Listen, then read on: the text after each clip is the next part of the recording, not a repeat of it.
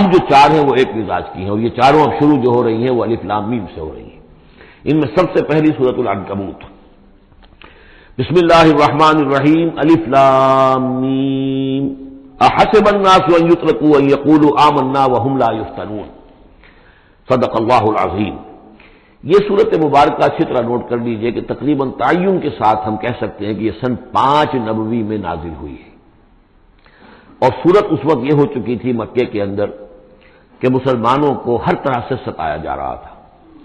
3 سال تک تو یہ ہوا ہے، حضور نے جب اپنی دعوت کا آغاز کیا تو پہلے 3 سال تو یہ ہے کہ کوئی زیادہ الارم محسوس نہیں کیا، خطرہ محسوس نہیں کیا مکے والوں نے، بلکہ انہوں نے کوشش یہ کی کہ چٹکیوں میں اڑا دیں۔ استہزاء ہے، تمسخر ہے، شاعر ہے، ساحر ہے، یہ ہے وہ ہے، جو بھی کہہ کر کہ جیسے کہ ول جو ہوتی ہے کسی کی، اگر یہ ان کی جو ول ہے اس کو کل کر دیا جائے تو اگر یہ بددل ہو کر بیٹھ جائے محمد تو یہ سارا معاملہ خود ہی ختم ہو جائے گا۔ جو داعی ہے، جو لیڈر ہے، اگر اس کی جو قوت ارادی ہے اسے کسی طرح ختم کر دیا جائے تو استہزاء سے، تمسخر سے، یہ پرسیکیوشن جو تھی وربل تھی، زبانی۔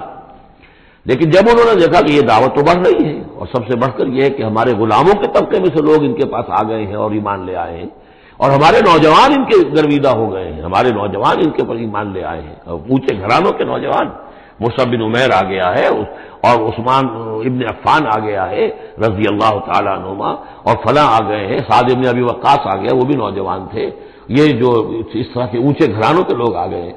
تب انہوں نے پھر فیصلہ کیا کہ اب ان کو سزا دی جائے، انہیں مارا جائے، انہیں گھروں میں بند رکھا جائے، اور خاص طور پر جو غلام تھے بیچارے، جن کے کوئی وہاں حقوق تھے ہی نہیں۔ غلام تو اپنے آقا کی ملکیت ہوتا تھا، وہ اگر آقا اپنے غلام کو قتل بھی کر دے تو اس پر کوئی جرم نہیں، اس لیے کہ ایسے ہی ہے جیسے کہ آپ کی بکری تھی، جب تک آپ نے چاہا گھر میں اپنے باندھے رکھا، اس کا دودھ پیا، جب آپ نے چاہا اس کو ذبح کیا، گوشت کھا لیا، تو اس میں آپ کو کون پوچھے گا کہ یہ بکری کیوں ذبح کی تم نے؟ بھائی بکری میری ملکیت تھی۔ اسی طریقے سے غلام کو تو جو چاہے وہ کر سکتے تھے، جس طرح چاہیں ستائیں، ماریں، ہلاک کر دیں، کوئی ان پر مقدمہ قائم نہیں ہو سکتا، ایسا اس لیے کہ وہ اس کی ملکیت تھے۔ تو سب سے زیادہ شدید معاملہ جو ہوا ہے وہ غلاموں کے ساتھ ہوا، حضرت بلال رضی اللہ تعالیٰ عنہ، حضرت ابو فقیر رضی اللہ تعالیٰ عنہ۔ پھر یہ کہ کچھ اور لوگ وہاں پر ایسے تھے جو حلیف کی حیثیت سے رہتے تھے، وہ قرشی نہیں تھے، غلام بھی نہیں تھے لیکن قرشی بھی نہیں تھے، لیکن یہ کہ مکے میں ان کا قیام تھا کسی قرشی کے امان، اس سے امان لے کر، اس کے حلیف کی حیثیت سے۔ جیسے یہ آئے تھے یاسر رضی اللہ تعالیٰ عنہ، یہ یمن سے آئے تھے، بلکہ ان کے بارے میں یہ معلوم ہوتا ہے کہ انہیں خواب آیا تھا کہ آخری نبی کے ظہور کا وقت ہے، کیونکہ یمن میں عیسائی تھے اور وہاں چرچا موجود تھا ان چیزوں کا۔ اس حوالے سے ان کے علم میں جب یہ بات آئی اور انہیں اندازہ ہوا کہ اس علاقے میں نبی کا ظہور ہونا ہے تو وہ یہاں آ گئے، اور ابو جہل کا ایک چچا تھا، وہ شریف انسان تھا، اس کا حلیف بن کر اور اس کی زیر کفالت انہوں نے مکے میں رہنا شروع کر دیا، اور اسی کی یہ لونڈی تھی حضرت سمیہ رضی اللہ تعالی عنہ۔ تو جو آقا تھا ابو جہل کا چچا، اس کی اجازت سے حضرت سمیہ سے نکاح کر لیا، اور اللہ نے ان کو بیٹا دیا جس کا نام عمار ہے۔ تو عمار اور ان کے والد یاسر اور والدہ عمار کی اور یاسر کی اہلیہ یہ سمیہ، یہ 3 کا خاندان تھا۔ وہ جو چچا تھا ابو جہل کا، اس کا انتقال ہو گیا، اب گویا کہ اس خاندان کی سربراہی ابو جہل کے ہاتھ میں ہے۔ تو اس نے ان 3 پر جو بھی تشدد کیا ہے سب سے زیادہ، 2 کو تو ٹارچر کے ذریعے سے، اور ٹارچر کے پھر آخری نتیجے میں ان کو دونوں کو شہید کر دیا، حضرت یاسر کو بھی اور حضرت سمیہ کو بھی رضی اللہ تعالیٰ عنہما۔ اور عمار نے بمشکل جو ہے جان بچائی، اپنے ایک کلمہ کفر کہہ کر پھر انہوں نے جان بچا لی، اور پھر اس پر پچھتائے بھی بہت کہ یہ میں نے کلمہ کفر کیوں کہا، لیکن قرآن مجید میں یہ بات واضح کر دی گئی کہ صرف جان بچانے کے لیے کلمہ کفر انسان کہہ دے اور اس کا دل جو ہے وہ مطمئن ہو ایمان کے اوپر، تو اللہ تعالیٰ معاف فرمانے والا ہے۔ بہرحال یہ جو تشدد ہو رہا تھا شدید، انہی میں سے ایک ہے خباب بن الارت رضی اللہ تعالیٰ عنہ۔ یہ لوہار کا کام کرتے تھے، یہ بھی کوئی اونچے گھرانے کے آدمی نہیں تھے۔ ان کے ساتھ بھی پھر جو کچھ کیا گیا ہے، ان کے ساتھ وہ واقعہ پیش آیا کہ دہتے ہوئے انگارے جو ہیں وہ زمین کے اوپر بچھائے گئے، انہیں بلایا گیا، اتارو اپنا کرتا اتار دیا، اب لیٹ جاؤ ان کے اوپر، ننگی پیٹھ کے بل وہ دہتے ہوئے انگاروں پر لٹا دیے گئے۔ پھر یہ کہ اسی انگاروں سے ان کی کھال جو ہے وہ جلی اور پیٹھ کی چربی پگھلی، اس سے وہ انگارے جو ہے وہ ٹھنڈے ہوئے۔ تو یہ صورتحال تھا۔ تو وہ حضرت عمار جو ہے خباب بن الارت رضی اللہ عنہ، وہ راوی ہیں کہ جب ہم پر یہ شدت اتنی ایسی ہو گئی کہ ناقابل برداشت ہو گئی تو ہم پھر حضور کی خدمت میں حاضر ہوئے، اور حضور اس وقت جو ہے خانہ کعبہ کے ایک دیوار کے سائے میں، ذرا کہ ایک طرف کو سایہ تھا، تو آپ نے اپنی ایک چادر جو ہے اس کا تکیہ بنایا ہوا تھا اور آپ اس طرح فرما رہے تھے۔ تو ہم گئے، ہم نے کہا کہ اے اللہ کے رسول کیا آپ ہمارے لیے دعا نہیں کرتے، ہمارے لیے اللہ کو نہیں پکارتے؟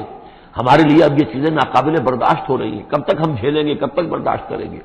لیکن یہ کہ وہ کہتے ہیں کہ حضور کو یہ ناگوار گزرا، آپ اٹھ کر بیٹھ گئے اور آپ نے فرمایا خدا کی قسم تم جلدی مچا رہے ہو، ابھی تو تم پر وہ چیزیں آئی ہی نہیں ہیں جو تم سے پہلوں پر آئی تھیں۔ ان کے ساتھ تو یہ بھی ہوتا تھا کہ ایک شخص کو لا کر آدھا زمین میں گاڑ دیتے تھے اور باقی جسم جو آدھا اس کا ہوتا تھا زمین سے باہر، تو سر کے اوپر آرا رکھ کر چیرنا شروع کر دیتے تھے اور پورے جسم کو 2 حصوں میں بانٹ دیتے تھے، یہ بھی ہوتا تھا۔ زندہ آگ میں جلا دیتے تھے، یہ بھی ہوتا تھا۔ تو تم جلدی کر رہے ہو، خدا کی قسم وہ دن تو آئے گا کہ ایک سوار صنع سے حضر موت تک جائے گا اور اس سے سوائے اللہ کی کسی کا خوف نہیں ہوگا، لیکن بہرحال تمہیں صبر کرنا ہوگا۔ وہ انداز ہے اس رکوع کا۔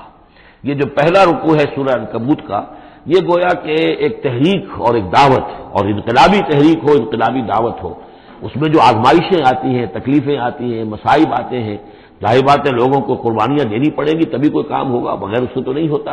اور جب تصادم کا مرحلہ شروع ہو جائے، جب یہ ہے کہ ایک معاشرہ جو ہے جس کے اندر کہ وہ کام کر رہے ہیں وہ محسوس کریں کہ یہ ہمارے لیے خطرہ بن گئے ہیں، وہ پرسیکیوٹ کریں اور انہیں ستائیں، تو پھر اس وقت جو مسائل ہوں گے ذہنوں کے اندر ان کا حل ہے اس میں، اور یہ اس اعتبار سے ضربۃ السلام ہے پورے قرآن مجید میں، اس موضوع کے اعتبار سے یہ چوٹی ہے۔ جیسے کہ میں نے آپ کو حدیث سنائی لکل شیء ضربۃ یا کل شیء سنام، ہر شے کی ایک چوٹی ہوتی ہے، وسنام القرآن سورۃ البقرہ، قرآن کی بحثیت مجموعی چوٹی وہ تو سورہ بقرہ ہے، لیکن یہ کہ قرآن حکیم میں مختلف جو مضامین کے اعتبار سے جیسا کہ میں نوٹ کراتا آیا ہوں کہ اس موضوع پر یہ آیت یہ گویا کہ ذروۂ سنام ہے، یہ رکوع جو ہے یہ اس موضوع پر ذروۂ سنام ہے قرآن مجید کا، اس کا کلائمیکس ہے، اس کی چوٹی ہے۔ الف لام میم احسب الناس ان یترکوا ان یقولوا آمنا وهم لا یفتنون، کیا لوگوں نے یہ سمجھا تھا کہ وہ چھوڑ دیے جائیں گے صرف یہ کہنے سے کہ ہم ایمان لے آئے اور انہیں آزمایا نہ جائے گا؟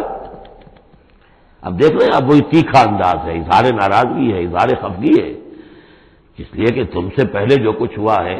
اب یہ 3 آیتیں میں آپ کو نوٹ کرا چکا ہوں، سورہ بقرہ کی آیت نمبر 214، ام حسبتم ان تدخلوا الجنة ولما يأتكم مثل الذين خلوا من قبلكم مستهم البأساء والضراء وزلزلوا حتى يقول الرسول والذين آمنوا معه متى نصر الله ألا إن نصر الله قريب، یہ آیت ہم پڑھ چکے ہیں۔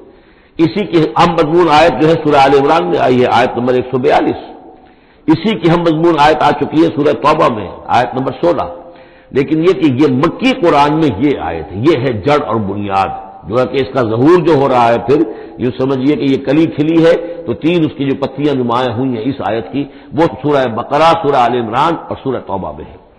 حسب الناس، اور ناس کہا ہے، یہ بھی نہیں کہ اہل ایمان کو یہ غلط فہمی ہو گئی تھی، یہ بھی ایک طرح سے عتاب کا انداز ہے، اللہ تعالیٰ ناراضگی کا اظہار کر رہے ہیں، تم جلدی مچا رہے ہو۔ حسب الناس ان یترکوا ان یقولوا آمنا وهم لا یفتنون، کیا لوگوں نے یہ سمجھا تھا کہ وہ یہ کہنے سے جنت میں داخل ہو جائیں گے، چھوڑ دیے جائیں گے کہ ہم ایمان لے آئے، انہیں آزمایا نہ جائے گا؟ وَلَقَدْ فَتَنَّا الَّذِينَ مِن قَبْلِهِمْ، ہم نے تو جو بھی ان سے پہلے تھے ان کو بھی آزمایا ہے، ہر ایک کو آزمایا، آزمائش کے بغیر ہم نہیں کسی کے ایمان کو تسلیم کرتے۔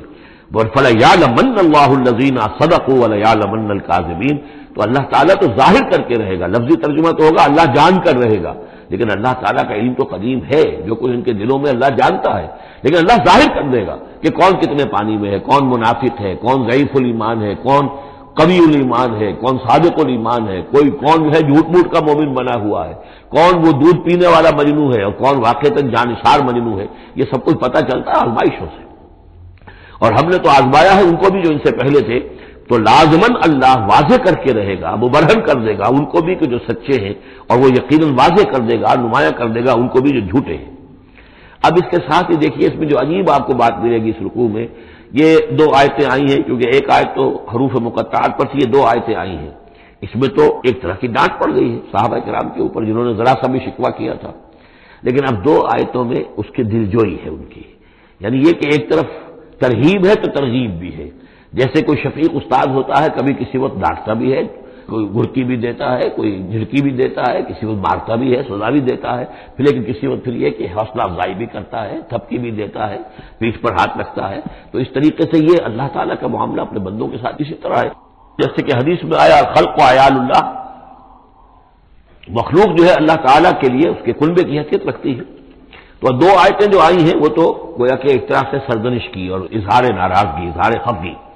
اب 2 آیتیں دیکھیے، ام حسب الذین یعملون السیئات ان یسبقونا، کیا سمجھا ہے، گمان کیا ان لوگوں نے جو یہ برے کام کر رہے ہیں. یہ اشارہ ہے ابو جہل جو مار رہا ہے، حضرت یاسر کو مار رہا ہے، حضرت سمیہ کو مار رہا ہے، ٹارچر کر رہا ہے، یا جو بھی امیہ ابن خلف ہے جو حضرت بلال کے ساتھ وہ سختیاں کر رہا ہے، گلے میں رسی ڈال کر، اور جو جانوروں کی لاشیں ہوتی ہیں ان کے طریقے سے گھسیٹا جا رہا ہے مکے کی گلیوں کے اندر، اور بڑی تپتی ہوئی گلیاں ہیں اور اوپر سورج آگ برسا رہا ہے، اور سیدھا لٹا دیا گیا ہے انہیں ننگے پیٹھ، اور پھر اوپر ایک بھاری پتھر بھی رکھ دیا گیا. لوگ یہ حرکتیں کر رہے ہیں، کیا ان کا یہ گمان ہے کہ وہ ہماری پکڑ سے بچ جائیں گے؟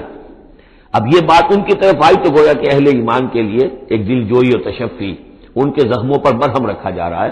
یہ نہ سمجھو کہ یہ بچے رہیں گے، ایک وقت آئے گا. چنانچہ خود حضرت بلال رضی اللہ تعالیٰ عنہ نے غزوہ بدر میں امیہ ابن خلف جو ان کا آقا تھا اسے قتل کیا ہے.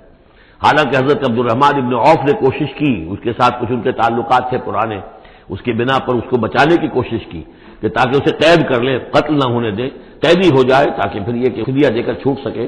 لیکن حضرت بلال کو جو غصہ تھا اس پر، تو پورا غصہ انہوں نے اس وقت اتارا ہے. اور یہی بات میں کہا کرتا ہوں کہ جو مکے میں 12 برس کہا گیا کہ ذرا اپنے ہاتھ روکے رکھو، تو نالا ہے بلبل شوریدہ تیرا خام ابھی، اپنے سینے میں اسے اور ذرا تھام ابھی، ایک وقت آئے گا کہ تمہارے ہاتھ کھول دیے جائیں گے. اور وہ ہم سورہ حج میں پڑھ چکے ہیں، اذن للذین یقاتلون بانہم ظلموا، اب تک تمہارے ہاتھ ہم نے باندھے رکھے ہوئے تھے اور اب تمہارے ہاتھ کھولے جا رہے ہیں.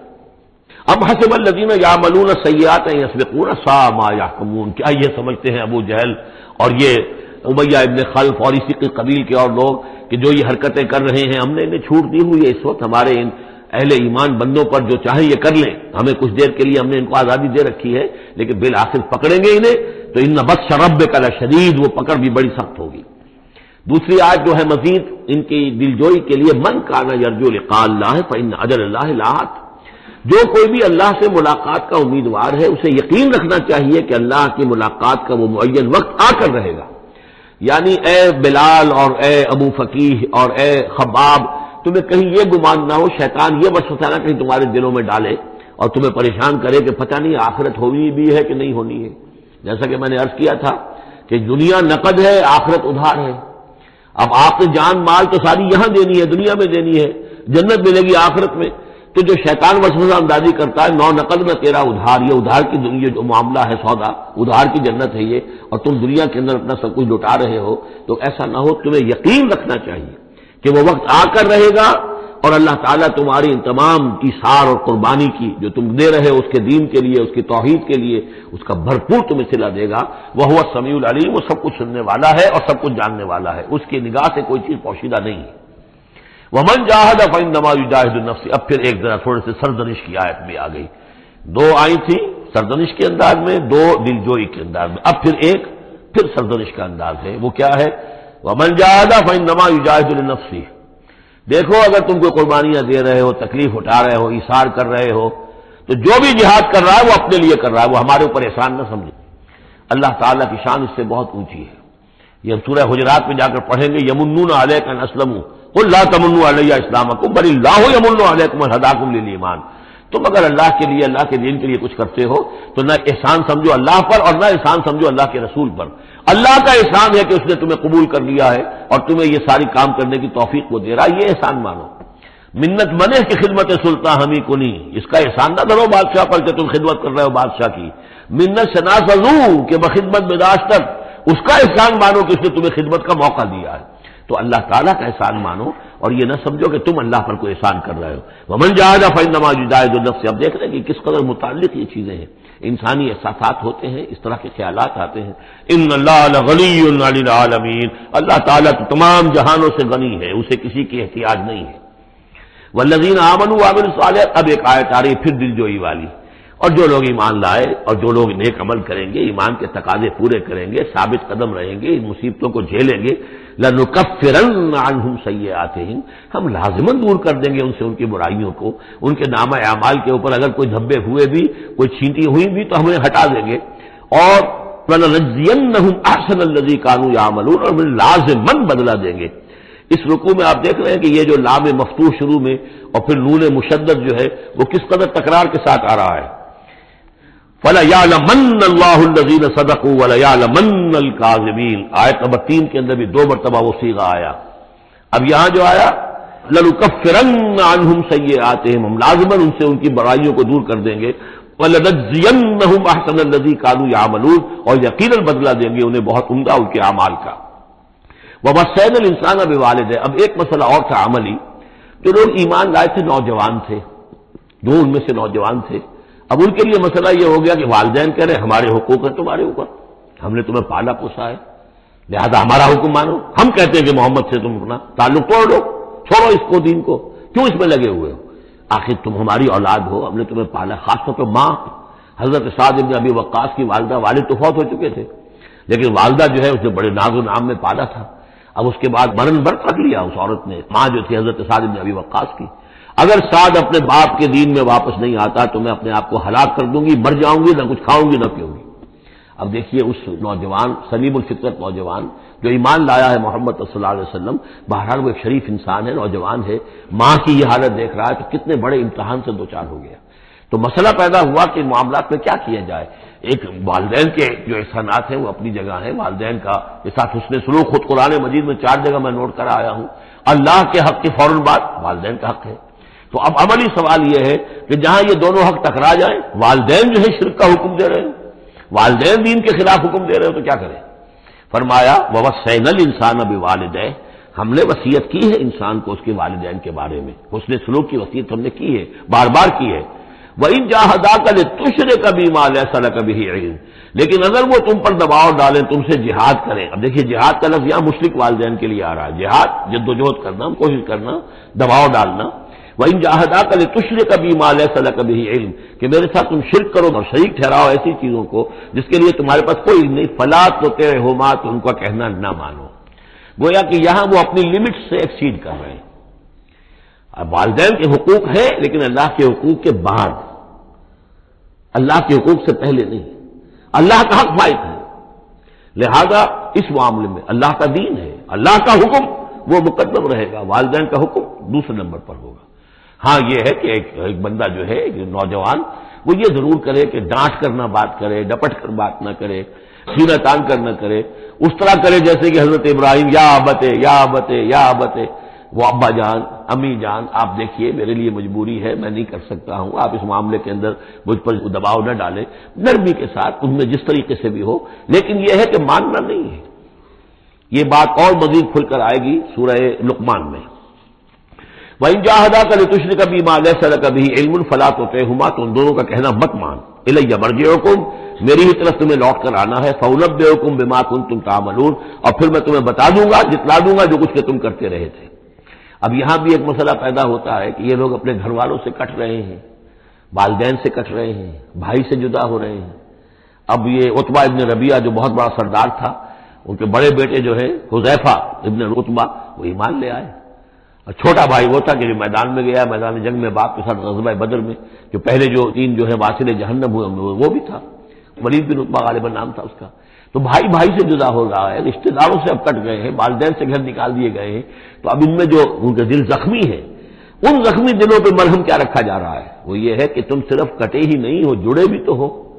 اب تم محمد سے جڑ گئے ہو، اب تم ابو بکر سے جڑ گئے ہو، اب تم یہ جو اہل ایمان کا طبقہ ہے، اب ایک نئی برادری وجود میں آ رہی ہے، یہ تمہارے اصل بھائی ہیں، یہ تمہارے جو دین کے اندر بھائی ہیں، جو نظریاتی بھائی ہیں، جو ہم مقصد بھائی ہیں، یہ ہے تمہارے اصل اب عزیز۔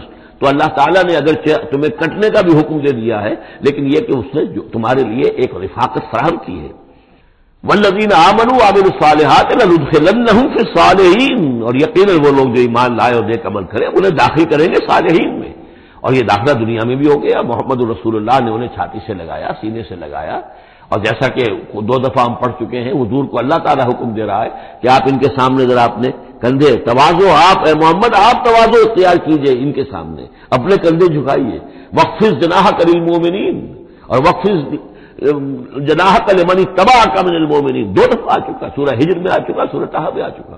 تو گویا کہ یہ اللہ تعالیٰ نے اپنا احسان بتایا، اور پھر آخرت میں اولئک مع الذین انعم اللہ علیہم من النبیین والصدیقین والشہداء والصالحین، ان کی رفاقت حاصل ہوگی۔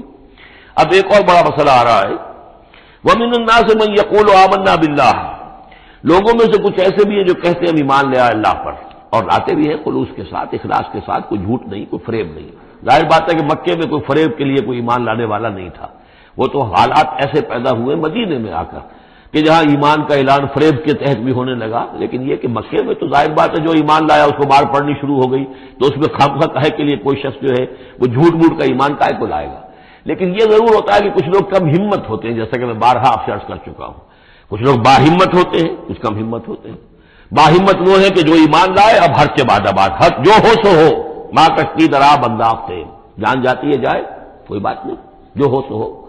کچھ لوگ ہوتے ہیں جن میں اتنی ہمت نہیں ہوتی، گھبرا اٹھتے ہیں۔ اب ان کو بتایا جا رہا ہے کہ دیکھو اگر تم نے استقامت کا ثبوت اپنا دیا تو اس کا نتیجہ کیا نکلے گا، تمہارا کیا انجام ہوگا۔ اب وہ ذرا ہے کہ اس میں ان کے لیے پھر تحدید ہے۔ ومن الناس، لوگوں میں سے کچھ ایسے بھی ہیں جو کہتے ہیں من یقول آمنا باللہ، ہم اللہ پر ایمان لائے، فَإِذَا أُوذِيَ فِي اللَّهِ، جب اللہ کی راہ میں اللہ کی توحید کو ماننے کی وجہ سے ان کو ایذا پہنچائی جاتی ہے، پرسیکیوٹ کیا جاتا ہے، انہیں ٹارچر کیا جاتا ہے، جعل فتنة الناس كعذاب اللہ، تو وہ لوگوں کی طرف سے ڈالی ہوئی فتنے کو، آزمائش کو، یہ ایسے اس سے گھبرا اٹھتے ہیں جیسے اللہ کے عذاب سے گھبرانا چاہیے۔ کم ہمتی ہے۔ وَلَئِن جَاءَ نَصْرٌ مِّن رَّبِّكَ، اور اے نبی اگر آپ کے رب کی طرف سے مدد آ جائے، صورتحال تبدیل ہو جائے، فتح آپ کو مل جائے، حالات اچھے ہو جائیں، لَيَقُولُنَّ إِنَّا كُنَّا مَعَكُمْ، اس وقت پھر یہ کہیں گے کہ ہم بھی تو آپ کے ساتھ ہی تھے۔ یہ کردار پہلے بھی آ چکا، سورہ بقرہ میں آ چکا، سورہ حج میں آ چکا۔ وَمِنَ النَّاسِ مَن يَعْبُدُ اللَّهَ عَلَىٰ حَرْفٍ فَإِنْ أَصَابَهُ خَيْرٌ اطْمَأَنَّ بِهِ وَإِنْ أَصَابَتْهُ فِتْنَةٌ انقلب عَلَىٰ وَجْهِهِ خَسِرَ الدُّنْيَا وَالْآخِرَةَ۔ وہی کردار پھر یہاں پر آگے آئے، کوئی کہا کہ ہم ایمان لے آئے، لیکن جب تکلیف آئی، کوئی مصیبت آئی تو ایسے گھبرا گئے جیسے کہ اللہ کے عذاب سے گھبرانا چاہیے، لیکن یہ کہ اس کے بعد اگر نصرت آ جائے تو یہ آپ موجود ہوں گے کہ ہم بھی ساتھی تھے آپ کے۔ اولیس اللہ بعالم بما فی صدور العالمین، تو کیا اللہ بخوبی واقف نہیں ہے اس سے کہ جو تمام جہان والوں کے دلوں کے اندر ہے اور جو ان کے سینوں کے اندر مضمر ہے۔ وَلَيَعْلَمَنَّ اللَّهُ الَّذِينَ آمَنُوا وَلَيَعْلَمَنَّ الْمُنَافِقِينَ، اور یقیناً اللہ ظاہر کر کے رہے گا سچے اہل ایمان کو اور ظاہر کر کے رہے گا منافقین کو۔ گویا کہ یہ شکل جو ہے یوں سمجھیے یہ وہ روگ ہے کہ یہ اگر بڑھ گیا، تم نے ابھی نپلی ایول ان دی بڈ، ابھی فوری طور پر اس کی اصلاح کر لو، فوری طور پر علاج کر لو۔ ابھی ٹی بی کا تمہیں انفیکشن ہوئی ہے، فرسٹ اسٹیج میں ہے، علاج کر لو، لیکن اگر کہیں تم نے اس وقت پرواہ نہ کی اس کی اور یہ مرض بڑھ گیا تو یہ منافقت تک لے جائے گا تمہیں، اللہ تعالیٰ پھر کھول دے گا کہ یہ منافقت ہے۔ تو یہ ہے اصل میں پورے مکی قرآن میں یہ ایک جگہ ہے جہاں لفظ منافقین آیا ہے، باقی کردار آیا ہے سورہ حج کے اندر بھی، لیکن وہاں لفظ منافق نہیں ہے۔ وَمِنَ النَّاسِ مَن يَعْبُدُ اللَّهَ عَلَىٰ حَرْفٍ فَإِنْ أَصَابَهُ خَيْرٌ اطْمَأَنَّ بِهِ وَإِنْ أَصَابَتْهُ فِتْنَةٌ انقلب عَلَىٰ وَجْهِهِ خَسِرَ الدُّنْيَا وَالْآخِرَةَ، لیکن یہاں کھول دیا گیا یہ کردار کس کا ہے، یہ تو پھر منافقت ہے۔ وَلَيَعْلَمَنَّ اللَّهُ الَّذِينَ آمَنُوا وَلَيَعْلَمَنَّ الْمُنَافِقِينَ۔ اب ایک اور تیسرا پرابلم ہے، یہ تین پرابلم یہاں پر ٹیکل کیے گئے ہیں، وہ نوجوان جن کے والدین ان کے اوپر دباؤ ڈال رہے تھے، یا وہ کم ہمت لوگ جو ان ایذاؤں سے گھبرا رہے تھے، اور تیسرا یہ ہے کہ کچھ بزرگ لوگ بڑے مخلصانہ انداز میں آ کر کہتے ہیں نوجوانوں سے، کہاں اپنے کیریئر برباد کر رہے ہو، اچھے بھلے تعلیم حاصل کر رہے تھے، تم جا رہے تم کس کام میں پڑ گئے ہو، اب تمہاری تعلیم اس درجے کی نہیں رہی ہے، تمہارا کاروبار اچھا جا رہا تھا، کیریئر تھا تمہارا، پروفیشن بہت چمک رہا تھا، اور تم اس کام میں پڑ گئے ہو۔ دیکھو یہ تو ایک شخص نے تمہیں ورغلا دیا، دیکھو ہمارے راستے پر چلو، راستہ صحیح یہی ہے، ہم آخر بوڑھے لوگ ہیں، ہمارا تجربہ ہے، ہم نے اپنے بال دھوپ میں سفید نہیں کیے ہیں، ہم تمہیں اپنے تجربے کی وجہ سے کہہ رہے ہیں کہ ہمارے راستے ہی پر چلتے رہو اور کوئی اس کے اندر نقصان نہیں ہوگا، کوئی اللہ کے یہاں پکڑ نہیں ہوگی، اور اچھا اگر اللہ کے یہاں پکڑ ہوئی تو تمہاری طرف سے ہم جواب دہ ہیں، تمہارے گناہوں کا بوجھ ہم اٹھا لیں گے۔ اب یہ گویا کہ نہایت ناصحانہ انداز، مخلصانہ انداز، بزرگانہ انداز، اس میں یہ بات کہی جاتی تھی۔ اب اس میں کیا کریں، اس کا جواب دیا گیا، وَقَالَ الَّذِينَ كَفَرُوا لِلَّذِينَ آمَنُوا اتَّبِعُوا سَبِيلَنَا، اور کہتے ہیں یہ کافر ان سے کہ جو ایمان لے آئے، ہمارے ہی راستے کی پیروی کرو، چلے آؤ انہی راستوں پر، وَلْنَحْمِلْ خَطَايَاكُمْ، ہم اٹھا لیں گے تمہاری خطاؤں کو، یعنی تمہاری خطاؤں کا بوجھ، تمہارے گناہوں کی سزا ہم بھگت لیں گے۔ وما هم بحاملین من خطاياهم من شيء، اور نہیں ہے وہ ان کی خطاؤں میں سے اٹھانے والے کچھ بھی، انہم لکاذبون، وہ جھوٹ بول رہے ہیں۔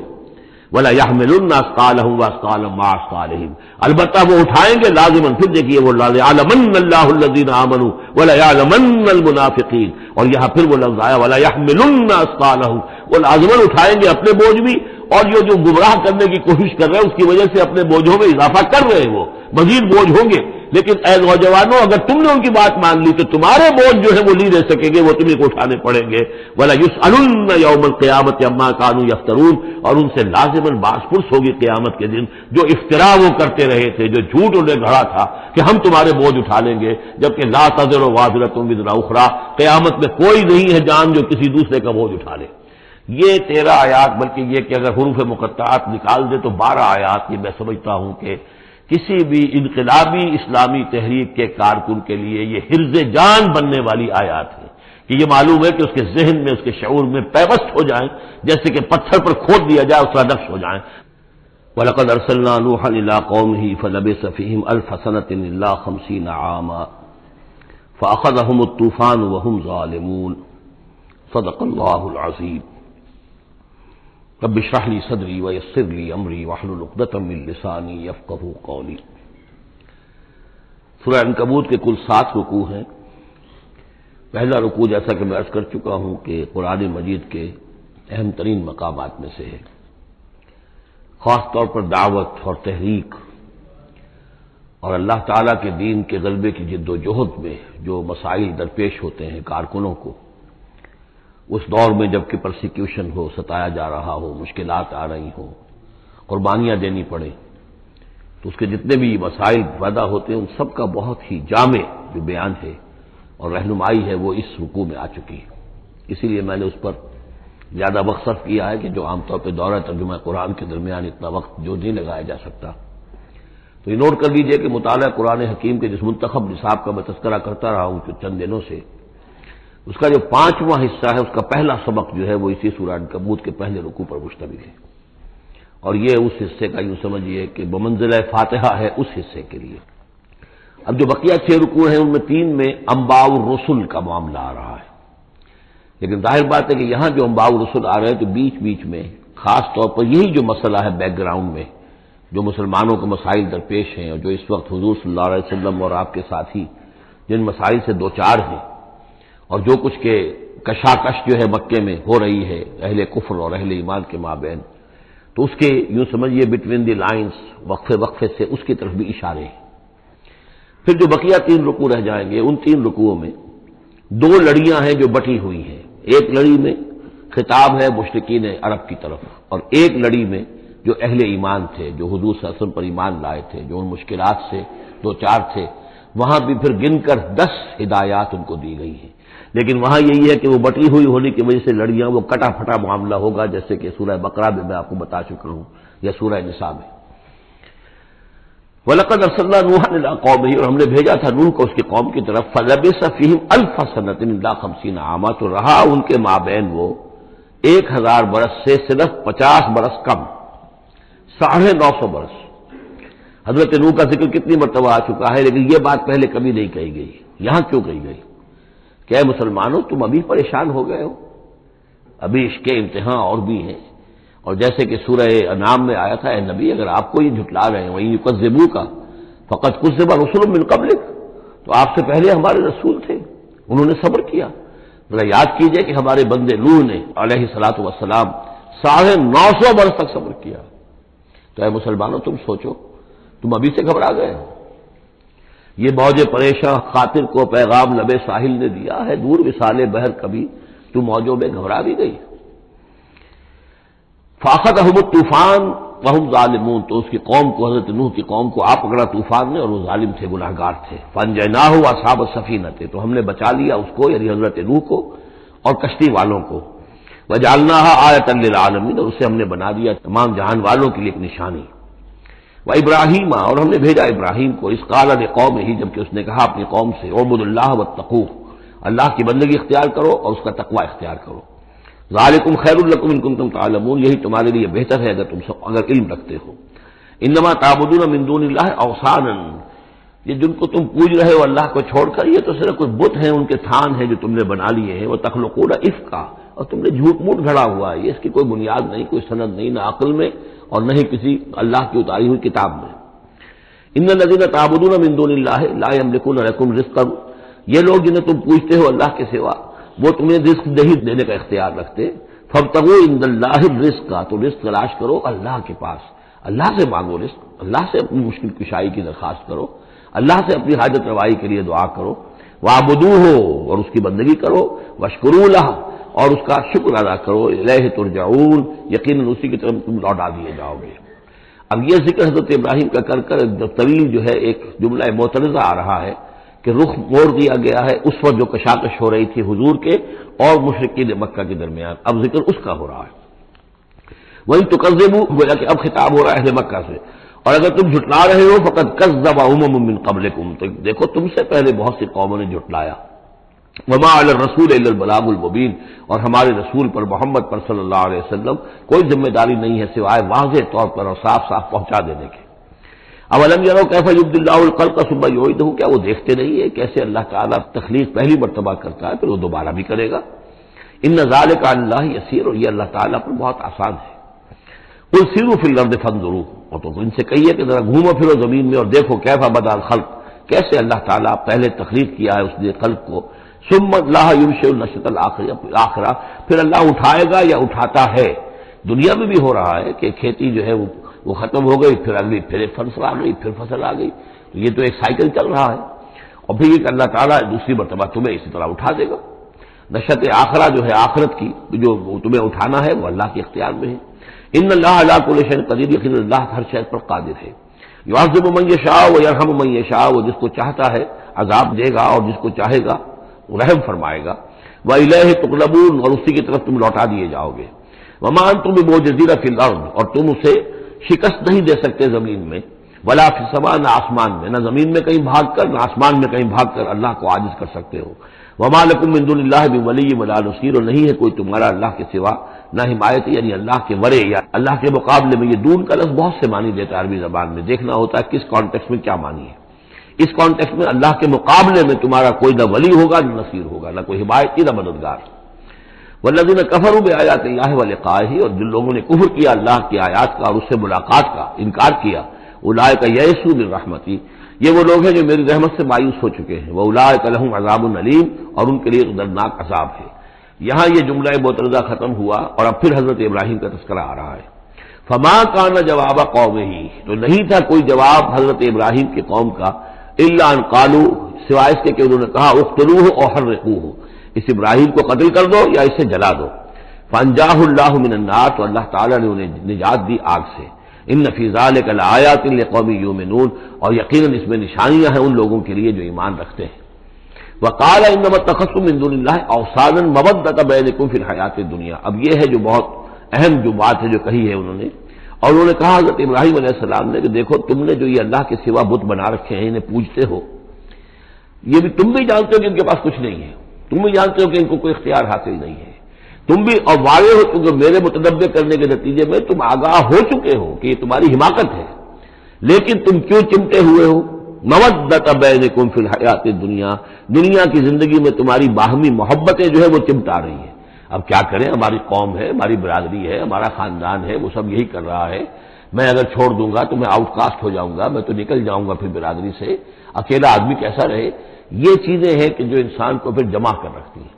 جیسے عصبیت کا ذکر آیا تھا پچھلی صورت میں کہ اب عصبیت نہیں ہونی چاہیے، اسی طریقے سے یہ عصبیت ہی نہیں بلکہ یہ کہ جتنے بھی رشتہ داریاں ہیں، دوستیاں ہیں، کاروبار ہیں، یہ معاملہ جو ہے کہ حق تم پر منکشف ہو چکا ہے، تم جان چکے ہو کہ یہ صرف کوئی شے نہیں ہے یہ تم کر رہے تھے، تمہارے آباء و اجداد نے جو رسمیں ڈالی ہوئی ہیں، اور تمہیں میں نے متنبع کر دیا ہے، تم نے اپنے دیوں میں جھانک کر دیکھ لیا ہے، اپنے گریبان میں جھانک کر دیکھ لیا ہے، اور تم پر یہ بات منکشف ہو چکی ہے کہ جو میں کہہ رہا ہوں وہ ٹھیک ہے، پھر بھی تم جو چمٹے ہوئے ہو اپنے اس نظام کے ساتھ، تو اس کا سبب صرف ایک ہے، وقال انما اتخذتم من دون اللہ اوثانا مودۃ بینکم فی الحیاۃ الدنیا، تمہاری باہمی محبتیں جو ہیں دنیا کی زندگی میں وہ تمہیں چمٹائے رہتی ہیں۔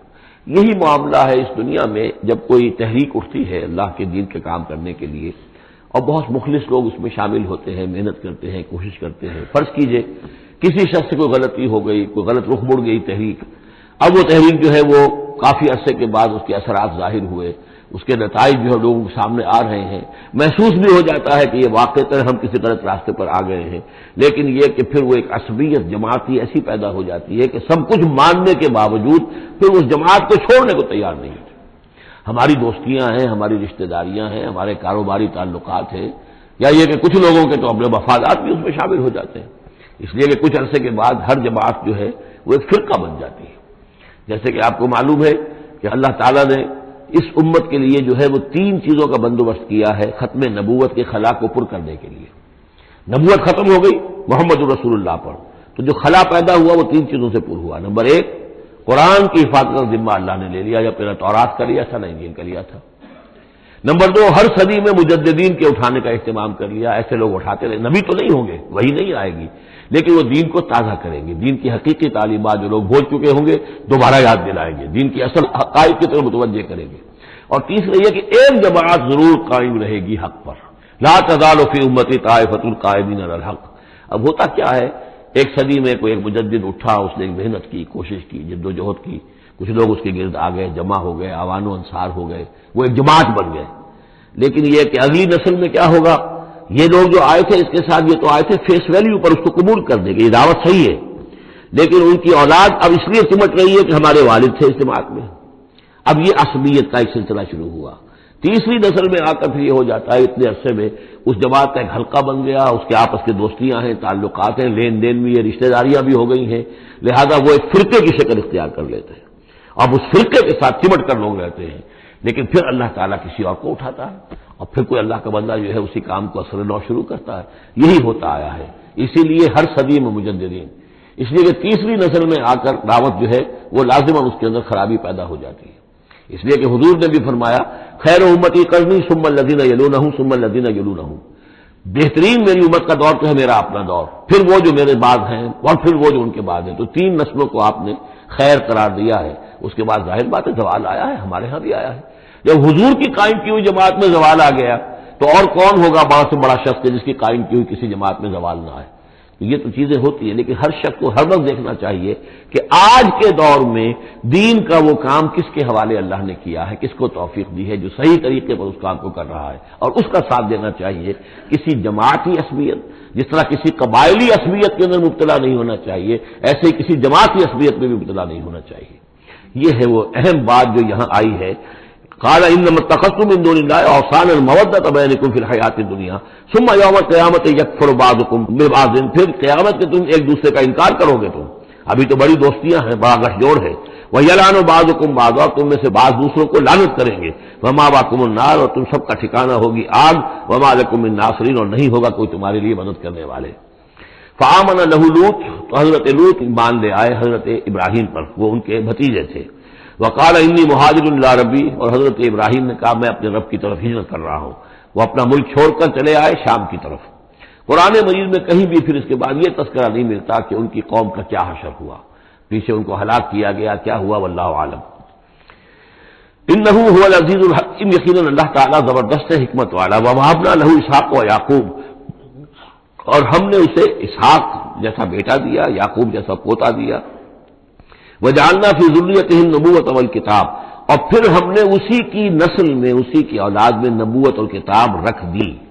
یہ نوٹ کر لیجئے کہ حضرت ابراہیم علیہ السلام کے بعد کوئی نبی، کوئی رسول اس دنیا میں ان کی نسل سے باہر نہیں آیا. لیکن یہ کہ ان کی نسل کہاں کہاں پھیلی ہے یہ ہم نہیں جانتے. حضرت ابراہیم کے بیٹے حضرت اسحاق، ان کی نسل کتنی تھی، کہاں کہاں گئی ہے. یہ تورات نے تو محفوظ رکھا ہے صرف یعقوب کو، اس لیے کہ بنی اسرائیل کیونکہ یہ لوگ ہیں، اس اپنی نسلی وہ جو بات تھی اس کے حوالے سے حضرت یعقوب کے بارے میں تو ساری چیزیں موجود ہیں. حضرت اسحاق کی کوئی اور بیٹا بھی تھا کہ نہیں تھا، عیسو تھا مثلا، تو وہ عیسو کہاں ہے، اس کی اولاد کہاں گئی. اس طرح بنی قطورہ، کئی بیٹے تھے حضرت ابراہیم کے حضرت قطورہ سے، تو ان میں سے صرف ایک کا ہمیں تذکرہ ملتا ہے، اور وہ ہے حضرت شعیب جس سے نسل میں آئے ہیں مریم کی اولاد. باقی کہاں گئے. تو اسی طریقے سے یہ در حقیقت یہ اولاد ابراہیم کہاں کہاں پھیلی ہے. جیسے کہ میرا گمان ہے کہ ہندوستان میں بھی آئی ہے. نہ صرف یہ کہ ہو سکتا ہے کہ حضرت اسحاق کی اولاد میں سے عیسو کی اولاد آئی ہو اور وہ یہاں پر آباد ہوئی ہو، لیکن یہ کہ ان کا تعلق بھی یہ خاص طور پر برہمن طبقہ جو ہے، میں سمجھتا ہوں کہ وہ اسی طریقے سے ابراہیم کی نسل سے ہے. برہمن ابراہیم سے تعلق رکھنے والا برہمن، تو یہ میں سمجھتا ہوں کہ لفظی جو ہے اس میں مناسبت موجود ہے. واللہ عالم، یقین سے ہم نہیں کہہ سکتے الا یہ کہ کوئی شخص ہسٹری کا اس کو اپنا ریسرچ کا موضوع بنائے، بڑا عالم ہو، وہ لائبریریاں جو ہے کھنگالے اور پرانی تاریخیں دیکھے، شاید. وَوَهَبْنَا لَهُ إِسْحَاقَ وَيَعْقُوبَ وَجَعَلْنَا فِي ذُرِّيَّتِهِ النُّبُوَّةَ وَالْكِتَابَ، ہم نے اسی کی نسل میں، اسی کی اولاد میں نبوت اور کتاب رکھ دی. طویل عرصے تک وہ نبوت و کتاب آتی رہی حضرت یعقوب کی اولاد میں، پھر آخری نبوت اور رسالت حضرت اسماعیل کی اولاد میں. وَآتَيْنَاهُ أَجْرَهُ فِي الدُّنْيَا، ہم نے اسے اجر جو ہے دنیا میں بھی عطا فرمایا. وَإِنَّهُ فِي الْآخِرَةِ لَمِنَ الصَّالِحِينَ، اور یقیناً وہ آخرت میں ہمارے بڑے نیک بندوں میں سے ہیں. وَلُوطًا، اور ہم نے لوط کو بھیجا، اذ قال لقومہ انکم لتاتون الفاحشہ، جب انہوں نے کہا اپنی قوم سے، یہ جو قوم کہا گیا مجازن، حقیقتاً وہ قوم ان کی نہیں تھی. حضرت لوط جو ہے وہ تو بھیجے گئے ہیں ان شہروں کی طرف، یہی ایک استثناء ہے، ورنہ ہر قوم کی طرف رسول اسی میں سے بھیجا گیا. لیکن چونکہ حضرت ابراہیم کے بعد کوئی رسول کسی اور قوم میں ہو نہیں سکتا، اس لیے عمورہ اور صدوم کی بستیوں میں جو بھیجے گئے وہ حضرت لوط ہیں جو حضرت ابراہیم علیہ السلام کے بھتیجے ہیں.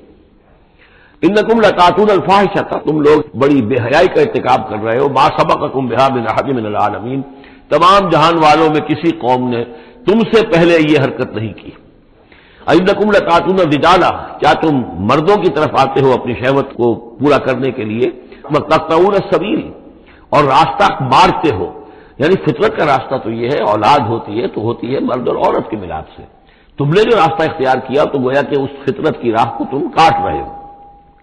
وَتَأْتُونَ فِي نَادِيكُمُ الْمُنكَرَ، اور تم اپنی مجلسوں میں یہ اس کا ارتکاب کرتے ہو. یہ ان کی بے حیائی کی اور ڈھٹائی کی انتہا ہو گئی تھی.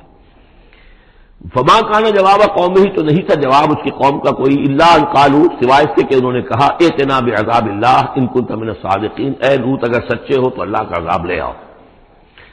قال رب انصرنی علی القوم المفسدین، تو حضرت لوط نے دعا کی پروردگار میری مدد فرما ان مفسدوں کے خلاف.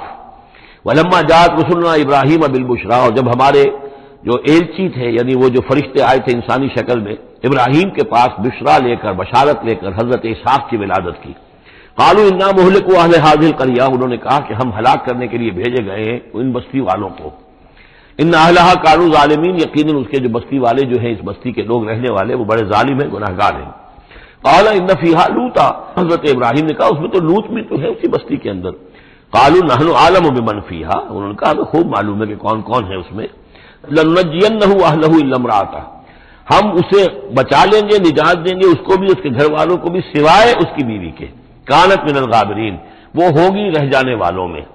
ولما ان جاءت رسلنا لوطا، اور جب وہ ہمارے ایلچی جو ہے وہ پہنچے حضرت لوط کے پاس، سیء بہم، ان کو دیکھ کر وہ پریشان ہوئے. وضاق بہم ذرعا، اور ان کا دل جو بہت تنگ ہوا. خوبصورت لڑکوں کی شکل میں آئے تھے. وقالوا لا تخف ولا تحزن، انہوں نے کہا نہیں آپ نہ کوئی خوف کھائیں اور نہ کوئی رنجیدہ ہوں. انا منجوک واہلک، ہم تو آپ کو نجات دینے کے لیے آئے ہیں اور آپ کے گھر والوں کو، الا امرأتک، سوائے آپ کی بیوی کے. کانت من الغابرین، وہ پیچھے رہنے والوں ہی میں ہے. انا منزلون علی اہل هذه القرية رجزا من السماء، ہم نازل کرنے والے ہیں اس بستی کے رہنے والوں پر ایک آفت، ایک عذاب آسمان سے، بما كانوا يفسقون، پر سبب اس فسق کے اور فجور کے اور گندگی کے جو وہ کر رہے تھے. وَلَقَدْ تَرَكْنَا مِنْهَا آیَةً بَيِّنَةً، اور ہم نے چھوڑ دیا اس میں سے، اس بستی میں سے کوئی نشانی جو ہے وہ اس وقت تک موجود ہوگی جب کہ قرآن نازل ہوا ہے. اسی لیے کہ قرآن کہتا ہے بار بار تم گزرتے ہو ان بستیوں کے کھنڈرات کے اوپر سے. بَيِّنَةً لِقَوْمٍ يَعْقِلُونَ، ان لوگوں کے لیے کہ جو عقل سے کام لے. وَإِلَىٰ مَدْيَنَ أَخَاهُمْ شُعَيْبًا، اور مدین کی طرف ہم نے بھیجا ان کے بھائی شعیب کو. فقال یا قوم اعبدوا اللہ، اور انہوں نے کہا کہ اے میری قوم کے لوگوں اللہ کی بندگی کرو. وارجوا الیوم الآخرہ، اور دیکھو آخرت کے دن کی، قیامت کے دن کی انتظار میں رہو، امید میں رہو، وہ قیامت کا دن آ کر رہے گا. ولا تعثوا فی الارض مفسدین، اور زمین میں فساد مچاتے مت پھرو. فکذبوہ، تو انہوں نے اس کو جھٹلا دیا. فاخذتہم الرجفۃ، تو انہیں آ پکڑا ایک زلزلے نے. فاصبحوا فی دارہم جاثمین، تو وہ اپنے گھروں کے اندر پڑے رہ گئے اوندھے ہوئے. وعادا وثمودا، اسی طرح عاد اور سمود. وقد تبین لکم من مساکنہم، اور تمہیں معلوم ہے کہ ان کے مسکن کہاں تھے، تمہارے لیے واضح ہیں کہاں رہتے تھے، یہ کہاں آباد تھے. وزین لہم الشیطان اعمالہم، اور شیطان نے ان کے لیے ان کے برے اعمال کو، مشرکانہ افعال کو مزین کر دیا تھا، اسی میں مگن سے خوش تھے. فصدہم عن السبیل، اور روک دیا تھا انہیں اللہ کے صحیح راستے سے، صراط مستقیم سے، جو صراط توحید ہے اس سے. وَكَانُوا مُسْتَبْصِرِينَ، حالانکہ وہ تھے بہت ہوشیار، بہت غور کرنے والے، سوچنے والے، بڑے دانشور تھے. لیکن یہ کہ یہ بڑے دانشور جو ہے کسی جگہ ایسا بھی ہوتا ہے، بہت بڑا عقل مند انسان جو ہے وہ اپنے ناک کے نیچے کے پتھر سے ٹھوکر کھاتا ہے. اور اس کی سب سے بڑی مثال جو ہے وہ ہمارے آج کل کے سائنسدان ہیں، کتنی باریکیاں دیکھ رہے ہیں اس کائنات کی، سب کچھ دیکھ لیا، اللہ نظر نہیں آتا، کہاں سے کہاں دیکھ رہے ہیں، کتنی بڑی بڑی ٹیلیسکوپ سے، اور کتنے ٹریلین وہ لائٹ ایئرز کے اوپر دریافت کر رہے ہیں کہ نیا ستارہ وجود میں آ گیا، سب کچھ ہو رہا ہے، لیکن یہ کہ ان تمام چیزوں کو دیکھنے کے باوجود ان کا دماغ اللہ کی طرف منتقل نہیں ہوتا۔ یہ ہے کہ ایک طرف سے اندھے ہیں، ایک آنکھ کھلی ہے، ایک آنکھ اندھی ہے۔ تو اگرچہ وہ بھی تھے بڑے ہوشیار، مستبصرین، یعنی استبصار جو ہے یہ باب استفاد، دیکھنا بڑے غور سے دیکھا کرتے تھے، مشاہدہ کرتے تھے، آبزرو کرتے تھے، سب کچھ تھے، باقی سب کچھ نظر آیا انہیں، ڈھونڈنے والا ستاروں کی گزرگاہوں کا اپنے افکار کی دنیا میں سفر کر نہ سکا، وہ ساری جو ہے وہ ستاروں کی گزرگاہیں جو ہے ان کی تحقیق ہو رہی ہے، لیکن یہ کہ میں خود کون ہوں، کہاں سے آیا ہوں، کہاں جا رہا ہوں، میری زندگی کا مال کیا ہے، اس کا مقصد کیا ہے، بس پیدا ہونا، کھانا پینا، جانوروں کی طرح رہنا اور ختم ہو جانا۔ Is that all? Is death the end of over existence? کیا موت پر ہمارے وجود کا خاتمہ ہو جائے گا؟ تو کیا زندگی ہوئی؟ عمر دراز مانگ کے لائے تھے 4 دن، 2 آرزو میں کٹ گئے، 2 انتظار میں، کتنا وقت تو گزر گیا، بچپن کے اندر ابھی فہم ہی نہیں تھا، لڑکپن ہے، اس کے بعد نوجوانی ہے، اس کے کچھ اپنے ہی اور جو ہے اس کی کیفیات ہوتی ہیں، جب ذرا ہوش اور شعور آیا ہے، ایک ذرا ہوش میں آنے کے خطا کار ہیں ہم، اور اس کے بعد پھر بڑھاپا آ گیا، اور اس کے بعد جو ہے کہلا یعلم من بعد علم شیئا، بس یہی زندگی ہے؟ یہ اشرف المخلوقات ہے؟ یہ مسجود ملائک کی زندگی یہ ہے؟ نہیں، اصل زندگی تو ہے تو اسے پیمانہ امروز و فردا سے نہ ناپ، جاویداں پہ ہم دماں ہر دم جواں ہے زندگی، وہ زندگی تو ابدی ہے۔ یہ تو اس کا چھوٹا سا حصہ علیحدہ کر کے ایک امتحانی وقفہ بنا دیا ہے، اسے ایک امتحانی وقفہ ہے، 3 گھنٹے کا نہیں، 30 سال کا صحیح، بس اس کے علاوہ کچھ نہیں، کوانٹیٹیو فرق ہے، کوالیٹیٹیو نہیں۔ وَقَارُونَ وَفِرْعَوْنَ وَحَامَانَ، اور ہلاک کیا ہم نے قارون کو بھی اور فرعون کو بھی اور حامان کو بھی، وَلَقَدْ جَاءَهُم مُوسَىٰ بِالْبَيِّنَاتِ، ان کے پاس موسیٰ آئے تھے واضح تعلیمات لے کر، فَاسْتَكْبَرُوا فِي الْأَرْضِ، انہوں نے زمین میں تکبر کیا، وَمَا كَانُوا سَابِقِينَ، لیکن یہ کہ وہ ہماری پکڑ سے بچ کر نکل جانے والے نہیں تھے، ہم سے آگے نہیں نکل سکتے تھے۔ فَكُلًّا أَخَذْنَا بِذَنبِهِ، ہم نے سب کو پکڑا ان کے گناہوں کی پاداش میں۔ فَمِنْهُم مَّنْ أَرْسَلْنَا عَلَيْهِمْ حَاصِبًا، تو ان میں وہ بھی تھے کہ جن پر ہم نے ایسی زوردار ہوا بھیجی جس میں پتھراؤ تھا، وہ ہوا جو ہے ان کو پتھراؤ کر رہی تھی۔ تو یہ قوم لوط پر بھی ہوا ہے، اور بعض حضرات کے نزدیک قوم عاد پر بھی، سخرها علیہم 7 لیال و8 ایام حسوما فتری القوم فیہا صرعا، ایک ایسی تیز آندھی آئی ہے، 7 راتیں اور 8 دن چلتی رہی کہ اس نے اٹھا کر پٹخا ہے، اور اس میں وہ کنکر بھی تھے، وہ بلٹس کا کام کر رہے تھے، اور سے بڑے پتھر تھے وہ کام کر رہے تھے، میزائلز کا، تو یہ سب کے سب ہلاک ہو گئے۔ فمنہم من ارسلنا علیہ حاصبا ومنہم من اخذته الصیحہ، اور ان میں سے وہ بھی تھے کہ جن کو ایک چنگھاڑ نے آ پکڑا، یہ سمود اور اہل مدین تھے۔ ومنہم من خسفنا به الارض، ان میں وہ بھی تھے کہ جنہیں ہم نے زمین میں دھسا دیا، یہ قارون کا معاملہ ہے جو سورہ قصص میں آ چکا ہے۔ ومنہم من اغرقنا، اور وہ بھی تھے جنہیں ہم نے غرق کر دیا، اور غرق کرنے کے 2 طریقے ہوئے، ایک تو یہ کہ جو قوم آباد تھی، قوم نوح جہاں تھی وہی غرق کیا، وہی کا وہی، لیکن یہ کہ ایک یہ ہے کہ فرعون کو اور اس کے فوج کو اور لاؤ لشکر کو ان کے محل سے نکال کر، ان کے شہروں سے نکال کر لا کر اور سمندر میں غرق کیا۔ وما كان الله ليظلمهم، لیکن اللہ تعالیٰ اوپر ظلم کرنے والا نہیں تھا، ولكن كانوا انفسهم يظلمون، بلکہ یہ تو وہ خود اپنے اوپر ظلم کر رہے تھے۔ مثل الذين اتخذوا من دون الله اولیاء كمثل العنكبوت، یہ بھی اس حصے کی ان 3 رکوعوں کی بڑی اہم آیت ہے، تمثیل ہے، مثال ان لوگوں کی کہ جنہوں نے اللہ کے سوا کسی کو اپنا حمایتی بنا رکھا ہے۔ یہ حمایتی غیر مرئی بھی ہو سکتے ہیں، جیسے یہ ہماری دیوی ہے، یہ دیوتا ہے، یہ اس کی کرپا چاہیے، اس کی نظر کرم ہو، یہ ہمارے جو اولیاء اللہ ہیں ذرا ان کی طرف سے اگر کچھ ہمیں فیض پہنچ جائے، اور یہ بھی ہوتا ہے دنیا میں بھی، مادی اعتبار سے بھی، اور یہ جو بھی کاز اینڈ ایفیکٹ کا سلسلہ اس کے تحت بھی، تو ہم آخر لوگوں کو اپنا دوست سمجھتے ہیں، یہ ہمارے حمایتی ہے، یہ ہماری مدد کریں گے، لیکن واقعہ یہ ہے کہ سوائے ایک اللہ کی دوستی کے باقی ساری دوستیاں جو ہیں وہ مکڑی کے جالے جتنی بس مضبوط ہیں، اس سے زیادہ نہیں ہے۔ مثل الذین اتخذوا من دون اللہ اولیاء کا مثل العنکبوت، جن لوگوں نے اللہ کو چھوڑ کر کسی اور کو اپنا پشت پناہ اور مددگار بنایا ہے، کسی اور پر توکل ہے، کسی اور پر سہارا ہے۔ امریکہ ہماری مدد کرے گا، وہ جو کچھ 71 میں ہوا وہ آپ کو معلوم ہے، وہ بیڑا اس کا جہاز بھی آ رہا تھا، لیکن یہ کہ کوئی مدد ہماری نہیں کی گئی، کوئی نہیں ہے، کوئی کسی کا سہارا بننے والا نہیں ہے۔ سہارا تو اگر کوئی ہے تو وہ اللہ ہے، لیکن اس کو تم نے چھوڑ دیا، اس کو سہارا نہیں بنایا۔ مثل الذین اتخذوا من دون اللہ اولیاء کمثل العنکبوت اتخذت بیتا، یہ بکری بھی تو ایک گھر بناتی ہے، جالا بناتی ہے، وَإِنَّ أَوْهَنَ الْبُيُوتِ لَبَيْتُ الْعَنكَبُوتِ، اور سب جانتے ہیں کہ تمام گھروں میں سب سے زیادہ کمزور گھر وہ اس مکڑی کا گھر ہے۔ لَوْ كَانُوا يَعْلَمُونَ، کاش کہ انہیں معلوم ہوتا۔ ان اللہ یعلم ما يدعون من دونه من شيء، اللہ خوب جانتا ہے کہ جس کو یہ پکار رہے ہیں اللہ کے سوا کوئی شے ہے ہی نہیں۔ وهو العزیز الحکیم، اور وہ زبردست ہے حکمت والا۔ وَتِلْكَ الْأَمْثَالُ نَضْرِبُهَا لِلنَّاسِ وَمَا يَعْقِلُهَا إِلَّا الْعَالِمُونَ، اور یہ مثالیں ہیں کہ جو ہم لوگوں کے لیے بیان کرتے ہیں لیکن نہیں سمجھتے ان سے مگر وہی لوگ کہ جو علم رکھنے والے ہیں۔ خلق اللہ السماوات والارض، اللہ تعالیٰ نے آسمان اور زمین تخلیق فرمائے بالحق، حق کے ساتھ۔ ان فی ذلک لآیۃ للمؤمنین، یقیناً اس میں نشانی ہے اہل ایمان کے لیے۔ اب یہ جو بقیہ 3 رکوع ہیں 21ویں پارے میں آ رہے ہیں، یہ جیسا کہ میں نے کیا اس میں 2 لڑیاں ہیں بٹی ہوئی۔ ایک لڑی ہے خطاب اہل ایمان سے، یہاں ایک جگہ آپ کو مل جائے گا کہ براہ راست خطاب بھی ہے، یا عبادی الذین آمنوا، یا ایھا الذین آمنوا والا جو ہے کہ جو مدنی صورتوں میں جو خطاب کا صیغہ ہے وہ تو یہاں بھی نہیں آیا، لیکن براہ راست خطاب کیا ہے۔ لیکن یہ کہ اگر گنتی کریں گے تو کچھ 10 احکام اور دیے گئے ہیں ان لوگوں کو جو دین کے لیے کسی محنت کے اندر جد و جہد میں، اس کو غالب کرنے کی کسی کوشش میں، اس کی تحریک میں، اس کی دعوت میں لگے ہوئے ہوں، اور اس میں ان کے لیے مصائب ہوں، مشکلات ہوں، تکالیف ہوں، پریشانیاں ہوں، تو ان کے لیے کیا ہدایات ہے۔ سب سے پہلی ہدایت 100 ہدایتوں کی ایک ہدایت، اتل ما اوحی الیک من الکتاب، تلاوت کرتے رہا کرو اس شے کی جو وحی کی گئی ہے آپ کی جانب کتاب میں سے۔ یہی ہم پڑھ چکے ہیں سورہ کہف میں بھی، وَاتْلُ مَا أُوحِیَ إِلَيْکَ مِنْ کِتَابِ رَبِّکَ لَا مُبَدِّلَ لِکَلِمَاتِهِ وَلَن تَجِدَ مِن دُونِهِ مُلْتَحَدًا۔ وہی بات، سب سے بڑا سہارا بندہ مومن کا کیا ہے؟ اللہ پر جتنا یقین ہوگا، اللہ پر جتنا بھروسہ ہوگا، اللہ سے جتنا تعلق ہوگا اتنا ہی صبر کرے گا۔ وَاصْبِرْ وَمَا صَبْرُكَ إِلَّا بِاللَّهِ، اور اللہ کے ساتھ تعلق کا سب سے بڑے ذریعہ یہ قرآن مجید ہے۔ طرفوا بِأَيْدِيكُمْ وَطَرَفُوا بِيَدِ اللَّهِ، اس کا ایک سرا تمہارے ہاتھ میں ہے، ایک سرا اللہ کے ہاتھ میں ہے۔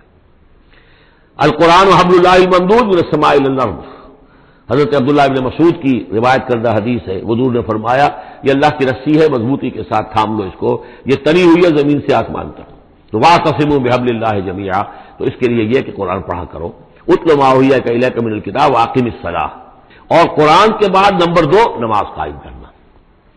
یہ نماز جو ہے اقیم الصلاۃ لذکری، یہ سورہ طٰہٰ میں ہم پڑھ آئے ہیں، حضرت موسیٰ کو پہلی وحی ہو رہی ہے، پہلی گفتگو ہو رہی ہے کوہ طور پر، اقیم الصلاۃ لذکری ان الصلاۃ تنہیٰ عن الفحشاء والمنکر، یقیناً یہ نماز روکتی ہے بے حیائی کے کاموں سے بھی اور برے کاموں سے بھی۔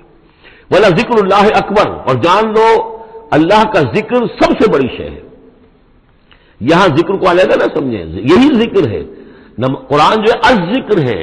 ہم نے سورہ ہجر میں دیکھا الذکر، انا نحن نزلنا الذکر وانا لہ لحافظون، تو ذکر میں سب سے پہلے قرآن ہے۔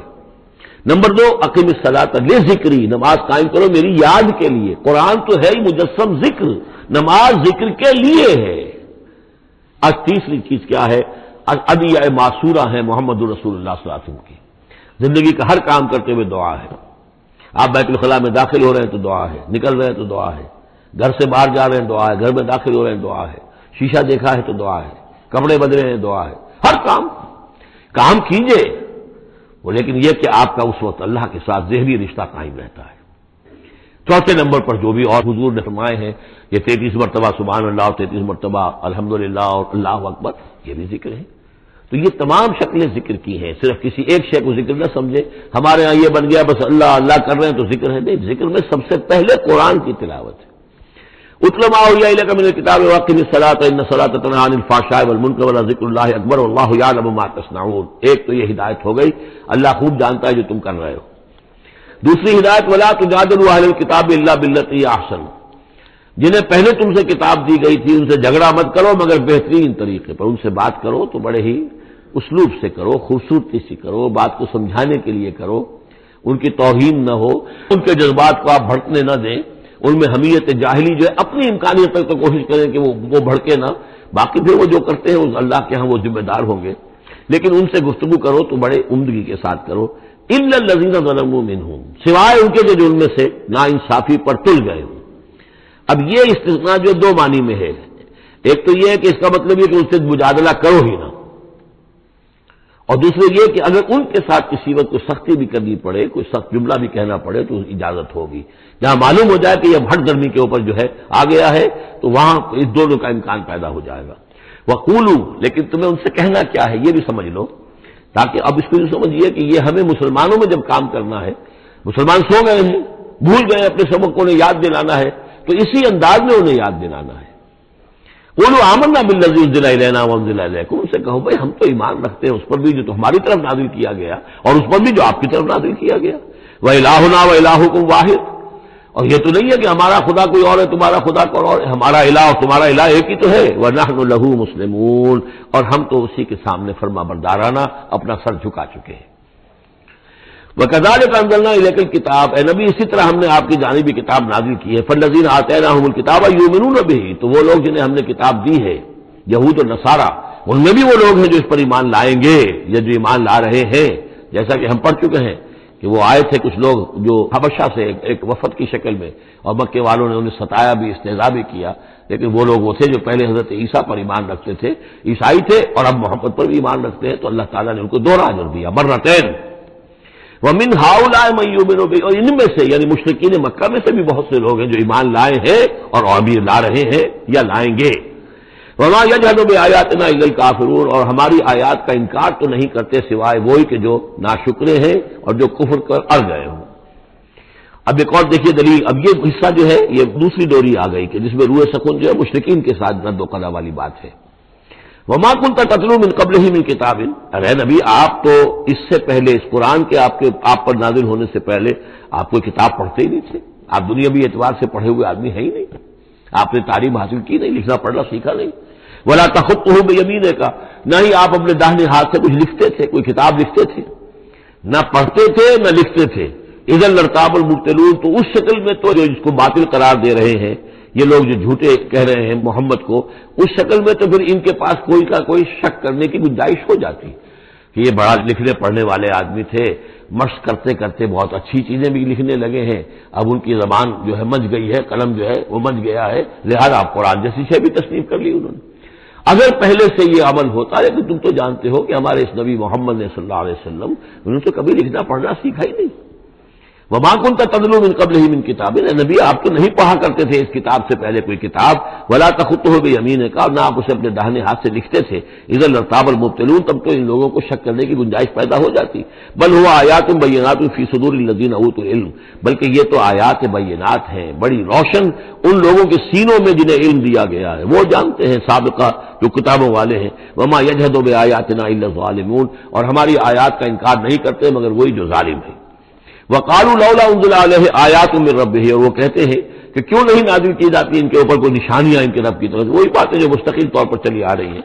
قُلْ إِنَّمَا الْآيَاتُ مِنَ اللَّهِ، نبی کہہ دیجئے نشانیوں کا اختیار کل کا کل اللہ کے ہاتھ میں ہے۔ وَإِنَّمَا أَنَا نَذِيرٌ مُّبِينٌ، اور میں تو صرف واضح طور پر خبردار کر دینے والا ہوں۔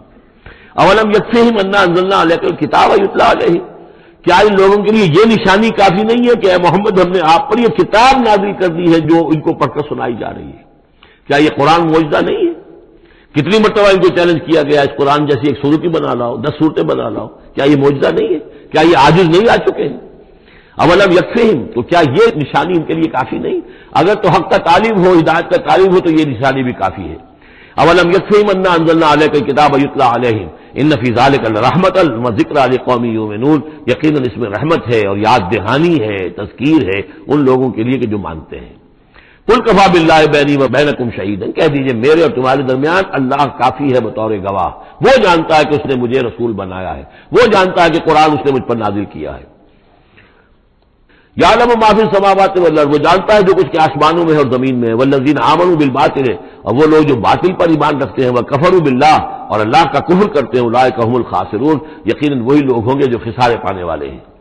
وَيَسْتَعْجِلُونَكَ بِالْعَذَابِ، یہ جلدی مچا رہے ہیں کہ لے آؤ عذاب، وَلَوْلَا أَجَلٌ مُّسَمًّى، اور اگر پہلے سے ایک وقت معین طے نہ ہو چکا ہوتا لَجَاءَهُمُ الْعَذَابُ، تو پھر ان پر عذاب آ چکا ہوتا، وَلَيَأْتِيَنَّهُمْ بَغْتَةً، اور وہ ان پر آئے گا تو اچانک آئے گا، وَهُمْ لَا يَشْعُرُونَ، اور انہیں پتہ بھی نہیں ہوگا۔ یستعجلونک بالعذاب، یہ نبی پھر دوبارہ یہ الفاظ آئے، نوٹ کیجئے، بہت لطیف بات ہے، یہ عذاب کی جلدی مچا رہے ہیں، وَإِنَّ جَهَنَّمَ مُحِيطَةٌ بِالْكَافِرِينَ، حالانکہ جہنم ان کا احاطہ کر چکی ہے۔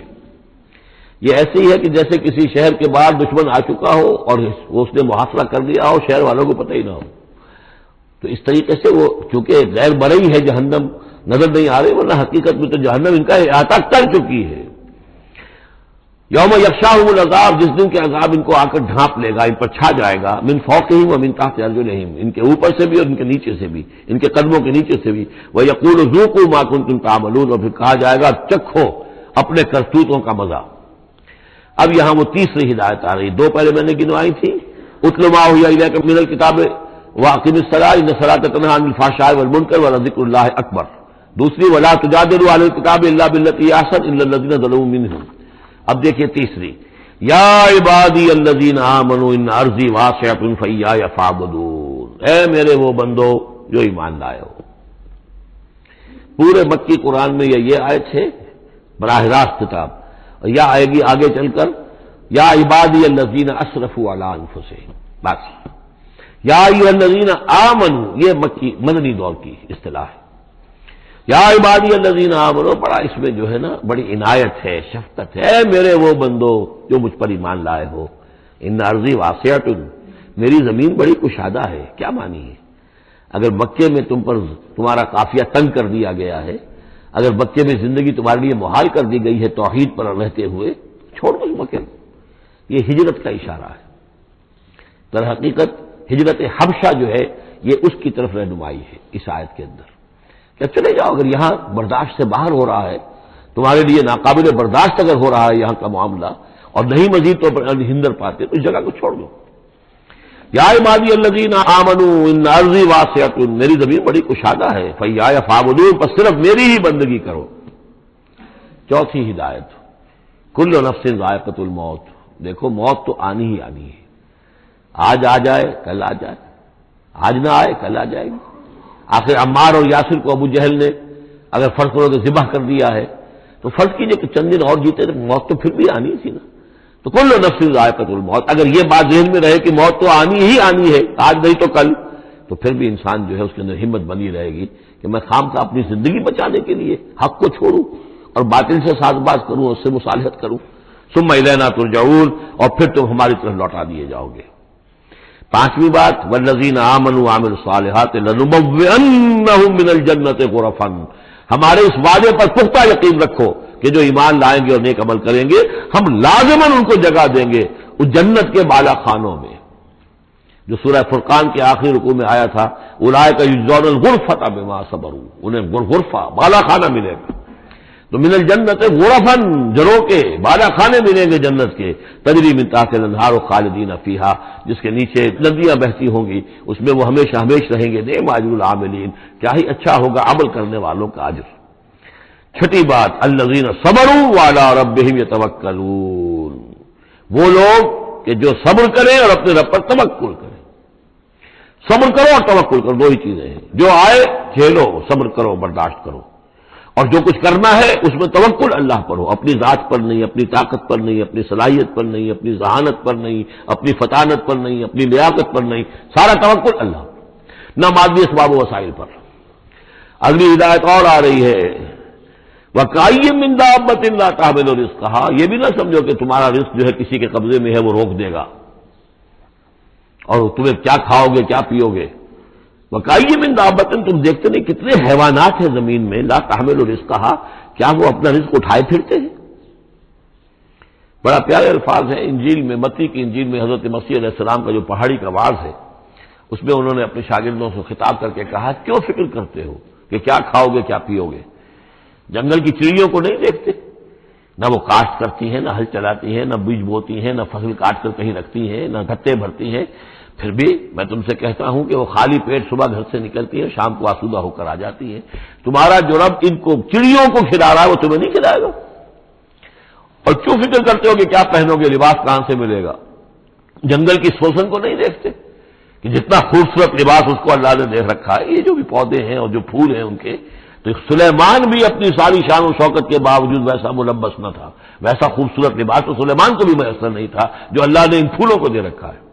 تو غور کرو، جو وہ زمین کی اس گھاس پھوس کو، ان پودوں کو اس قدر حسین لباس دے رہا ہے، عمدہ لباس دے رہا ہے، جو ابھی ہے اور کل نہیں ہوں گے، یا یہ کہ کاٹ کر اور وہ چولہوں میں جلا دی جائے گی گھاس، تو کیا وہ تمہیں نہیں پہنائے گا؟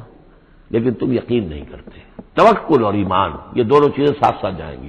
جتنا اللہ پر ایمان ہے اتنا ہی توکل ہوگا، جتنا ایمان کمزور ہے توکل بھی نہیں ہو سکے گا۔ تو الذین صبروا علی ربہم یتوکلون وکأی من دابۃ لا تحمل رزقہا، یہ سارے جو ہیں چوپائے اپنا رزق لیے نہیں پھرتے، اللہ یرزقہا وایاکم، اللہ انہیں بھی رزق دیتا ہے، تمہیں بھی دے گا، وہو السمیع العلیم، اور یقیناً وہ سب کچھ سننے والا، جاننے والا ہے۔ ایسا نہیں کہ اسے معلوم نہ ہو کہ میرا بندہ بھوکا ہے، میرا وفادار، میرا سپاہی، میرے دین کے لیے کام کرنے والا، اسے یہ معلوم نہ ہو کہ اس کو احتیاج ہے، اس کی کوئی ضرورت ہے۔ وہ نہ معلوم کس کے دل میں ڈالے گا کہ جو اس کے لیے ذریعہ بنا دے گا اس کو، اور اس کی ضرورت پوری ہو جائے گی۔ اب اس کے بعد وہ دوسری کڑی آ گئی کہ جس میں پھر اب وہ مشرکین مکہ سے وَلَئِن سَأَلْتَهُم مَّن خَلَقَ السَّمَاوَاتِ وَالْأَرْضَ وَسَخَّرَ الشَّمْسَ وَالْقَمَرَ، اور ان سے آپ پوچھیں گے کس نے پیدا کیا آسمان اور زمین اور کس نے مسخر کیا سورج اور چاند کو، لَيَقُولُنَّ اللَّهُ، وہ کہیں گے اللہ نے، فَأَنَّىٰ يُؤْفَكُونَ، پھر کہاں سے یہ لوٹا دیے جاتے ہیں۔ اللہ یبسط الرزق لمن یشاء من عبادہ ویقدر لہ، یہ اللہ ہی ہے کہ جو اپنے بندوں میں سے جس کے لیے چاہتا ہے رزق کو کشادہ کر دیتا ہے، اور جس کے لیے چاہتا ہے ماپ تول کر دیتا ہے، کم کر دیتا ہے۔ ان اللہ بکل شیء علیم، یقیناً اللہ تعالیٰ ہر چیز کا علم رکھتا ہے۔ وَلَئِن سَأَلْتَهُم مَّن نَّزَّلَ مِنَ السَّمَاءِ مَاءً فَأَحْيَا بِهِ الْأَرْضَ مِن بَعْدِ مَوْتِهَا، اور اگر آپ ان سے پوچھیں گے کس نے برسایا آسمان سے پانی اور زندہ کیا زمین کو اس کے مردہ ہو جانے کے بعد، لَيَقُولُنَّ اللَّهُ، وہ کہیں گے فوراً اللہ نے کیا۔ قُلِ الْحَمْدُ لِلَّهِ، کہو پھر کل حمد کل شکر بھی اللہ ہی کے لیے ہے، بل اکثرہم لا یعقلون، لیکن یہ لوگ، ان کی اکثریت عقل سے کام نہیں لیتی۔ اب اگلی اور ہدایت آ رہی اہل ایمان کے لیے، وما هذه الحیات الدنیا الا لہو ولعب وان الدار الاخرۃ لہی الحیوان لو کانوا یعلمون۔ دیکھو مسلمانوں، یہ دنیا کی زندگی تو کھیل کود کے سوا کچھ نہیں، کھیل ہے، کچھ جی کا بہلا لینا ہے، یہ ڈرامہ ہے جو ہو رہا ہے۔ یہاں بادشاہ ہوتا ہے کچھ عرصے کے لیے بادشاہ، جیسے ڈرامے میں بادشاہ ہوتا ہے، لیکن جب مرے گا تو کیا وہ بادشاہت کہاں رہ جائے گی؟ ایسے ہی ڈرامے سے نکل آئے گا، لباس اتار دے گا، تو ایک ایکٹر کا ایکٹر ہے، چاہے وہ فقیر تھا پہلے اس ڈرامے کے اندر، اور دوسرا ایکٹر جو ہے بادشاہ تھا، باہر نکل کر 3 گھنٹے کے بعد دونوں کے دونوں ایک جیسے ہیں، نہ وہ بادشاہ ہے نہ وہ فقیر ہے۔ یہ ہے عارضی سا ہے، لیکن یہ کہ ان الدار الاخرۃ لہی الحیوان، یقیناً آخرت کا گھر وہ ہے اصل زندگی وہ ہے۔ لو کانوا یعلمون، کاش کہ ہمیں معلوم ہوتا، لو کنا نعلم، کاش کہ ہمیں معلوم ہوتا۔ یہ بھی نوٹ کر دیجئے، آخرت کو صرف مان لینا کہ ہاں آخرت ہے، بعد بعد الموت ہے، یہ کافی نہیں ہے، یہ معلوم ہو کہ اصل زندگی وہی ہے۔ میں نے جو اس کی تشبیہ جو ہے بیان کی ہے بعض مواقع پر، کہ ایک کتاب ہوتی ہے، اس کا دیباچہ بھی ہوتا ہے، اس کا کوئی ضمیمہ بھی ہوتا ہے، چھوٹا سا ضمیمہ۔ ہمارا جو تصور ہے وہ یہ کہ اصل کتاب زندگی تو یہ دنیا کی زندگی ہے، ہاں ایک ضمیمہ اب لگا ہوا ہے آخرت کا، اس کی اہمیت ہمارے نزدیک اتنی ہے، ضمیمہ ہے بس، دنیا کی زندگی اصل زندگی ہے۔ ہونا کیا چاہیے کہ یہ دنیا کی زندگی تو دیباچہ ہے، اصل کتاب جو ہے وہ آخرت کی زندگی ہے۔ یہ ریشو پروپورشن کم سے کم، حالانکہ ویسے تو فائنائٹ اور انفائنائٹ کے درمیان کو ریشو پروپورشن ہو ہی نہیں سکتی، ایک لامحدود زندگی اور ایک محدود زندگی، کیا اس میں ریشو پروپورشن ہوگی؟ لیکن یہ کہ پھر بھی اگر کوئی کرنی ہے تو دیباچہ اور کتاب زندگی اصل موت کے بعد کھلے گی، یہ دیباچہ ہے، یہ مقدمہ ہے۔ ہم نے کیا سمجھا؟ اصل زندگی کتاب زندگی یہ ہے، ہاں ایک ضمیمہ بھی اس کے ساتھ ہے جس کا نام آخرت ہے۔ فَإِذَا رَكِبُوا فِي الْفُلْكِ، پھر انہی مشرکین سے پھر خطاب ہو رہا ہے، اور یہ مضمون کئی بار آ چکا ہے، جب یہ سوار ہوتے ہیں کشتی میں، دعوا اللہ مخلصین لہ الدین، تو پھر یہ اللہ ہی کو پکارتے ہیں اس کے لیے اپنی اطاعت کو خالص کرتے ہوئے۔ فلما نجاهم من البر، اور جب اللہ تعالیٰ انہیں نجات دے دیتا ہے خشکی کی طرف، اذا هم یشرکون، تو پھر یہ شرک کرنا شروع کر دیتے ہیں۔ لیکفروا بما آتیناہم، تاکہ یہ ناشکری کریں اور کفر کریں ہماری دی ہوئی نعمتوں کی، ولیتمتعوا، اور تاکہ بس مزے اڑا لیں، فسوف یعلمون، پھر یہ جان لیں گے۔ الہاکم التکاثر حتی زرتم المقابر کلا سوف تعلمون ثم کلا سوف تعلمون. اصل حقیقت اس وقت کھلے گی. اولم یروا انا جعلنا حرما آمنا، یہ پھر اہل ایمان سے کہا جا رہا ہے کیا یہ دیکھتے نہیں کہ ہم نے حرم کو ان کے لیے امن کی جگہ بنا دیا ہے. وَيُتَخَطَّفُ النَّاسُ مِنْ حَوْلِهِمْ، اور لوگ جو ہے اتک لیے جاتے ہیں ان کے ارد گرد سے. باقی عرب کے اندر تو امن و امان تھا ہی نہیں. أَفَبِالْبَاطِلِ يُؤْمِنُونَ وَبِنِعْمَةِ اللَّهِ يَكْفُرُونَ، تو کیا یہ باطل پر ایمان رکھتے ہیں اور اللہ کی نعمت کا یہ کفران کر رہے ہیں. وَمَنْ أَظْلَمُ مِمَّنِ افْتَرَىٰ عَلَى اللَّهِ كَذِبًا أَوْ كَذَّبَ بِالْحَقِّ لَمَّا جَاءَهُ، اس شخص سے بڑا ظالم اور کون ہوگا جس نے کوئی چیز گھڑ کر اللہ کی طرف منسوب کر دی، اور اسی طرح وہ شخص کہ جس نے اللہ کی طرف سے آئے ہوئے حق کی تکذیب کر دی جبکہ اس کے پاس آیا. یہ دونوں ہم بدل جرم ہیں. یعنی اگر میں جھوٹ موٹ قرآن جو ہے خود تصنیف کر کے اللہ کی طرف منسوب کر رہا ہوں تو مجھ سے بڑا ظالم اور گناہ گار کوئی نہیں. لیکن یہ بھی سوچ لو اگر واقعتاً یہ اللہ کا کلام ہے جو میں تمہارے سامنے پیش کر رہا ہوں اور تم اس کی تکذیب کر رہے ہو تو تم سے بڑا ظالم کوئی نہیں. الیس فی جہنم مثوی للکافرین، تو کیا جہنم ہی میں ٹھکانہ نہیں ہے ان کافروں کا. اور آخری آیت جو ہے پھر اسی سیغے میں لنہدین والذین جاہدوا فینا، اہل ایمان کے دل جوئی کے لیے گھبراؤ نہیں، پریشان نہ ہو. والذین جاہدوا فینا لنہدینہم سبلنا، وہ لوگ کہ جو ہماری راہ میں جہاد کریں، محنت کریں، کوشش کریں، جد و جہد کریں، قربانیاں دیں، اظہار کریں، انہیں مطمئن رہنا چاہیے. ہمارا پختہ وعدہ ہے، مؤکد وعدہ ہے، ہم لازماً ان کی رہنمائی کریں گے اپنے راستوں کی طرف. لنہدینہم سبلنا وان اللہ لمع المحسنین، اور یقیناً اللہ تعالی ساتھ ہے اہل احسان کے جو اللہ تعالیٰ پر ایمان اور یقین اس درجے کا رکھتے ہوں اور اس کے لیے تن من دھن لگانے کے لیے تیار ہو تو اللہ ان کے ساتھ ہے. یعنی اللہ کی نصرت ساتھ ہے، اللہ کی مدد ساتھ ہے، اللہ کی تائید ساتھ ہے. بارک اللہ لی ولکم فی القرآن العظیم ونفعنی وإیاکم بالآیات والذکر الحکیم.